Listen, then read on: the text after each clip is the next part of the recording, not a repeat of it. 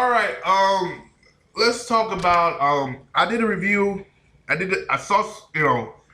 Uh, Let me start off to say. My last review of Spider-Man. I think I really didn't go in depth on the review. Now this is my spoiler review, and I'm going about to go in depth on it.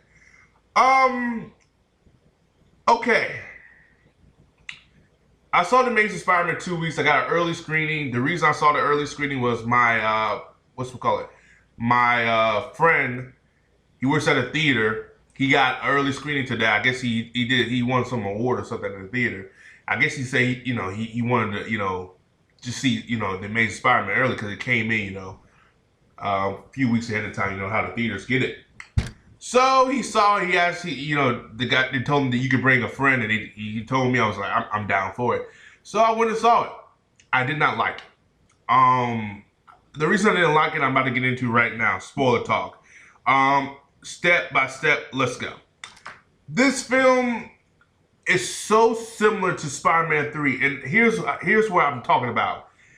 Not as the overcrowding villains, but the overcrowding stories. And what I mean by that is they're trying to reveal about Peter Parker and his parents and their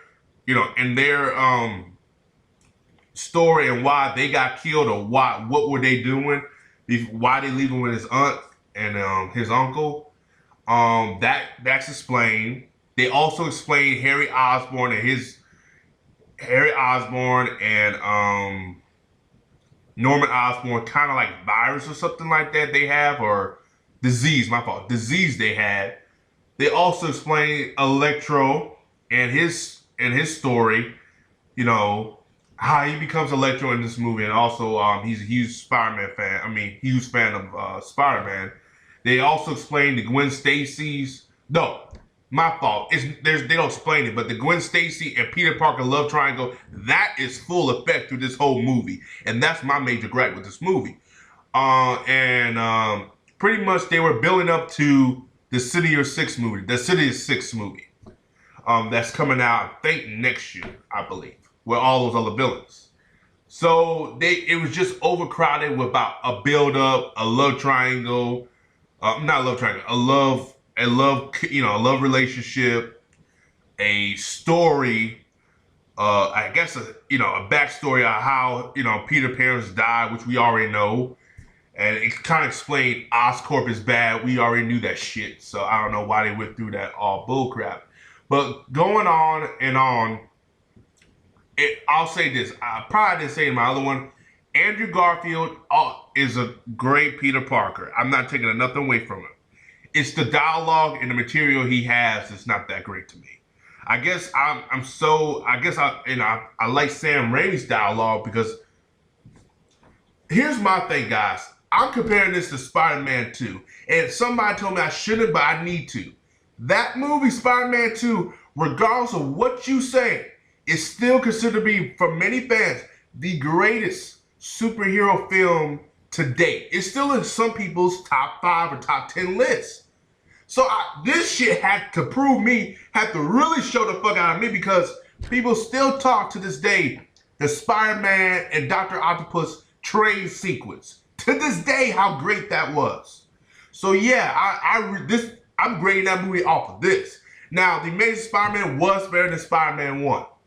Certain elements, but it was better. I enjoyed that film. Now, there's other stuff I didn't enjoy, which I will do a review on that a little bit later, but let's talk about Spider-Man 2. Amazing Spider-Man 2. It's just, it didn't click as well as Spider-Man 2 did for me, the Raimi Spider-Man.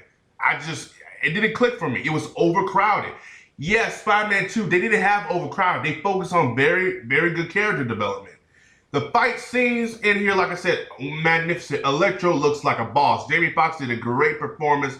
Dan DeHaan as Harry Osborn had a great performance. But it falls flat of overcrowding stories and trying to build up to another movie instead of trying to make a great Spider-Man film, which Mark Webb tried to do but failed. It seemed like Sony didn't learn their lesson from Spider-Man 3, but truth be told, and Rhino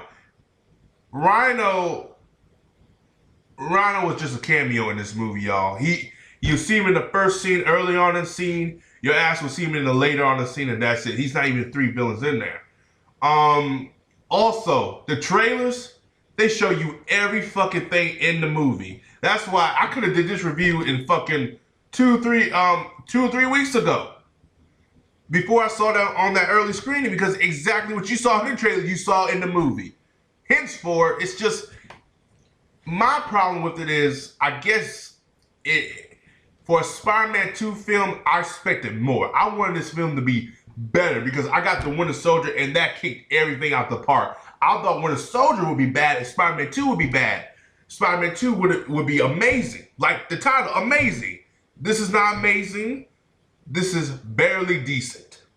Winter Soldier is amazing. No, magnificent.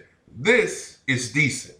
Better than the first one, but it has faults. This can be a great franchise, but they need to really, really flush out some characters. When Harry Osborn does the deed, in other words, kills the Stacy at the end, it felt weird. And the way she died was like weird herself. I didn't really like it. I didn't get involved. I felt like I didn't care. I didn't really care how Harry killed her because I knew it in the comics, but I didn't really feel for Gwen Stacy's death. I didn't care. And in a way, when they really overcrowded, they were trying to build up Peter and Gwen relationship.